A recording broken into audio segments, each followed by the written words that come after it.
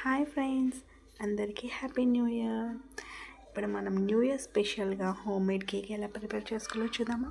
ఫస్ట్గా ఒక tea cup glass ఉంటుంది కదా, దాంట్లో 3 కప్స్ మైదా, 2 కప్స్ షుగర్ తీసుకున్నాను. And baking powder, vanilla essence, 2 eggs, కొంచెం యాలకులు తీసుకున్నాం, ఒక 2-3 యాలకులు. ఫస్ట్గా ఎగ్ బీట్ చేసుకుందాం. 2 ఎగ్స్ మిక్సీ జార్లో వేసి బీట్ చేసిన తర్వాత 2 స్పూన్స్.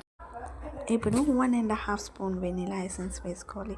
వెనిలా ఎసెన్స్ వేసుకొని ఫుల్గా బీట్ చేసిన తర్వాత glass milk, half glass oil వేసుకొని కొద్దిగా షుగర్ వేస్తూ బీట్ చేస్తూ ఉండాలి.